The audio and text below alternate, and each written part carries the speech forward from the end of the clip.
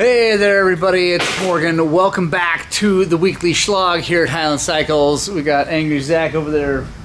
Actually, he might be relatively upset because he's still working on this DR350 that's been kind of a pain in the butt, but actually he's just doing the carburetor. We got the motor all timed right. This is the one with the Woodruff key sheared. That was super exciting. So anyway, we got that sorted out, which is awesome. And first on my lift is this really pretty T7 Tenere from Yamaha. So yeah, if you guys are interested in seeing what we're gonna do, stick with us.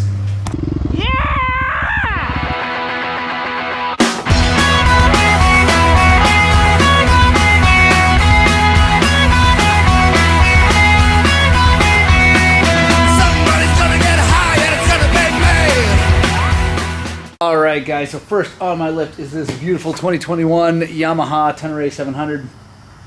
These are rare, at least around here. I don't know how they are where you guys are, but they're a super rare bike. It's actually my brother-in-law's bike, and I'm excited because today we are installing a bunch of really cool stuff from Adventure Spec. Patrick Wickerka from Adventure Spec got a hold of me and asked me if I knew anybody with a T7 because they have some really cool stuff. So I am really excited to be installing. I've got a skid plate, big bash guard bars up here, hand guards, and a tail tidy kit, like to basically clean all this up. So yeah, I'm going to be doing that. I'm going to be filming each one of those individually for Adventure Spec, so they can put them on their website, and we'll also have them on our channel. So if you want to see those in depth, make sure you subscribe to the channel so you get to see all those. But I'm going to start with the tail kit. So let me film the intro to the other video, and then we'll get after it.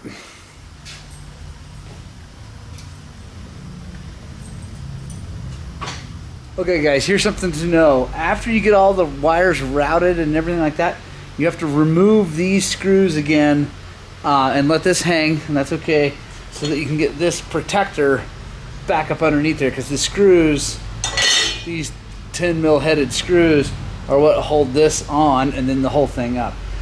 But I think they really want you to mount it up and mount all that stuff before you do it, and that's probably smart because that gives you a chance to route the wires and everything like that, get it all on there, and then do this. So no big deal, but yeah, something to think about.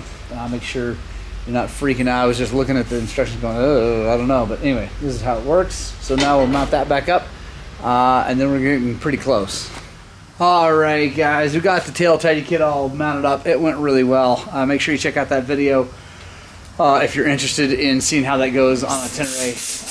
Yeah, that went really well. It's a process. It probably takes, I don't know, about an hour. You got to take everything off, the plastic, the whole rear tail section, these panels, the seats, everything like that. But it turns out really nice and mounts that up really nice. Alright guys, next on my lift is this absolutely drop dead gorgeous 2012 TE, or maybe 13, anyway, TE 300 Husaberg.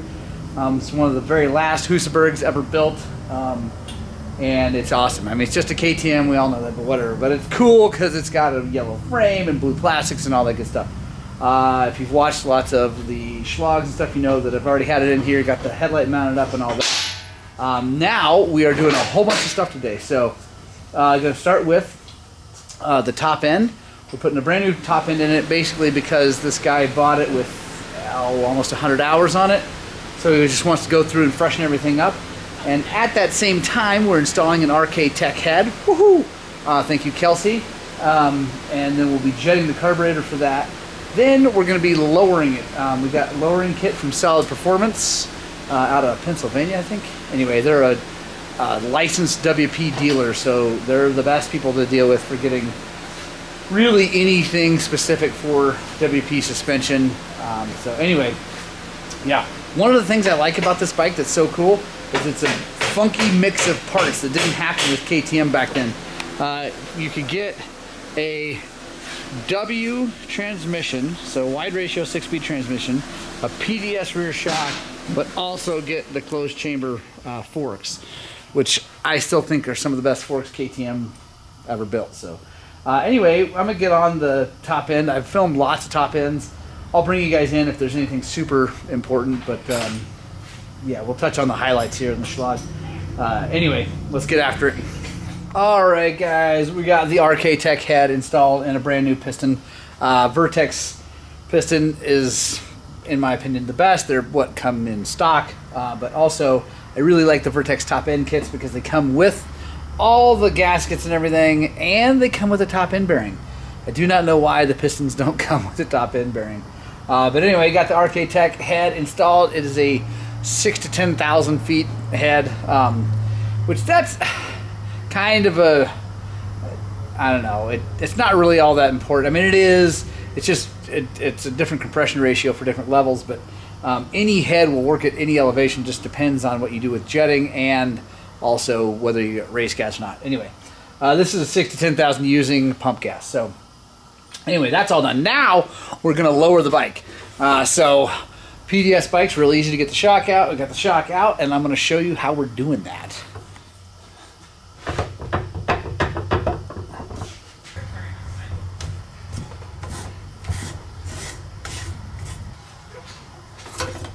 Are like 7 something. Yeah. All right, guys. So here is how you lower a shock. So this is the rebound plate, the stock one. So I'm going to take that off, and we're going to run this one, and we're going to run it down like that. There we go. So now let me just show you how this works. So this keeps this from rebounding. So if I've got the shim stack and everything over there, but that's not why we're here. I'll show it to you here in a second. But so with this on here, see how much thicker that is than this, the shock can only rebound till it hits that. So it effectively holds the shaft in a little bit more. It's pretty cool because it's a KTM part. I mean, I know this is a Husaberg, but you know what I'm talking about. It's a KTM OEM part, and it's still pretty lightweight because instead of just building some crazy thing to put all over it, it's got this cup, and that's what allows it to go down over it. And then it keeps the top at the same level, nice and flat. So pretty sweet. So now we're gonna reassemble our shim stack onto here. So now on this, you got to make sure you get it all the way down nice and flat, and then we're going to take a little bit of red Loctite and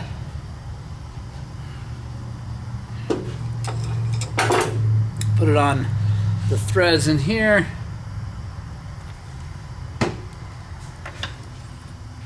All right, guys, we got the shock all in. You'll notice I put a different spring on it too, so I didn't show you that. But when you lower a bike, you either have to get a cut spring that's the right rate, the same rate as the other one, so that you don't, anyway, or, and not always, because there's a lot of adjustment, but anyway, or in this case, actually, since this gentleman's so much lighter, we got a much lighter spring also. That's why it's white and not yellow anymore, but whatever. All right, so now it's time to do the forks. Let me show you how we do that. These are actually some of my favorite forks that KTM ever built. They are the twin chamber that only lasted for a couple of years, and they got rid of them, and I don't know why. But I'm going to take those apart, and I'll show you the way we shorten those things up. I'm looking for a lady works here. I guess. All right, guys, so just like on the shock, these off. What we want to do is limit this rod's travel to shrink the whole thing down. So what we're going to do is we're going to take the cartridge apart, and then we're going to push this rod through, and we have some spacers that are set up just for us from Solid Performance for the right length. And then we got different springs for this too, so that make it work right. So let's take this thing apart, and I'll show you how this thing comes apart.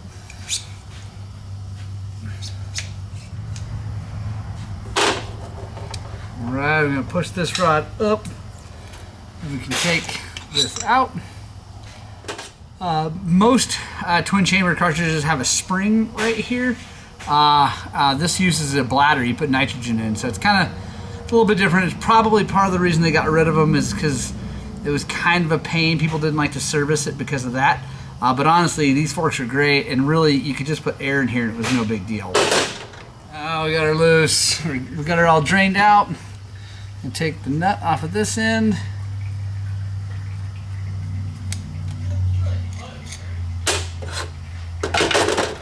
And just push this through. There we go. Careful, that band, you just saw that fall off. This goes right there around the piston. They're split, so it's easier to put on. Just got to make sure you have that on there when you put it back together, otherwise it causes all kinds of trouble. Just gonna put those on there, and we're gonna reassemble. Oh God.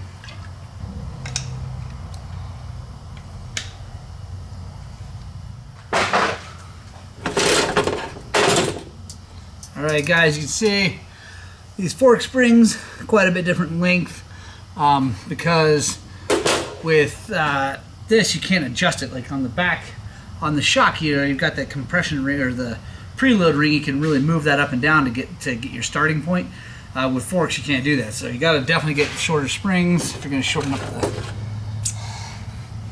the bike. We're going to get these guys on here and see about where we need to sit, how much preload. We're going to start with just one. That really should be good. It's kind of hard to tell. We'll get them on the bike, get them riding it, and then check in with them, and if we need to change something, we'll do it then.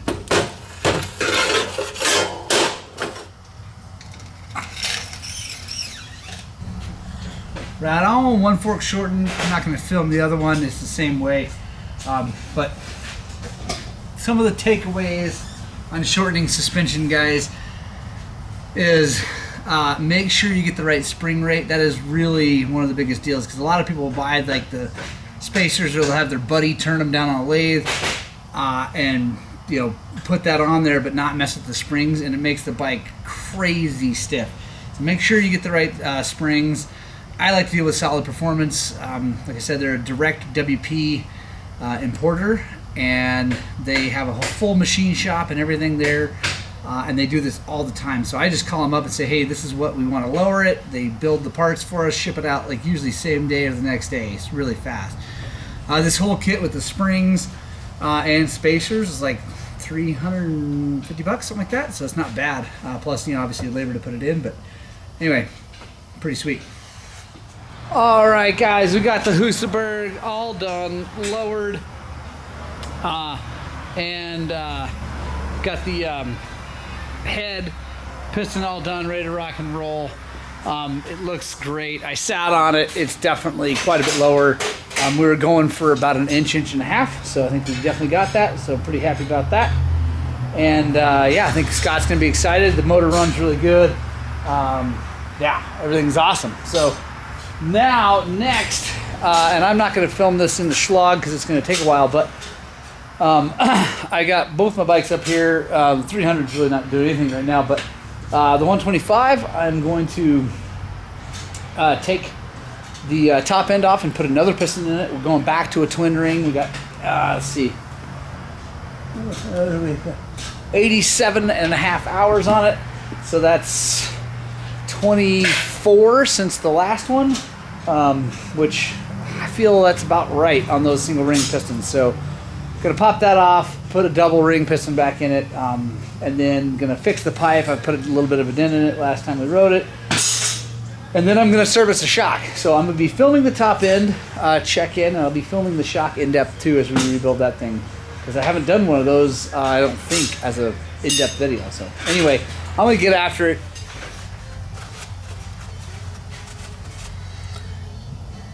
Been burning pretty good. No bad blow by. Everything looks great. So really happy with that. Probably really don't even need to put one in it, but it's always better safe than sorry. And fresh top ends feel really good when you're racing. So take a look at the RK insert. It's burning really good. A little bit on the rich side, but I'll take that. Bike feels great. It's awesome. So I'm gonna leave that alone. Leave the jetting at least alone. So yeah, I'm gonna go ahead and grab that here in just a bit, but let's check the crank, make sure it's good. can't feel any up and down at all, and just a tiny bit side to side. That's something to know, guys. If you're doing this in your garage, you're putting the top in and you're new to this, right? Crankshafts should have zero play up and down on the axial load, but side to side, that's okay. They're all gonna have a little bit, because if they made that too tight, you'd wear the thing out. So, but anyway, yeah, everything looks great.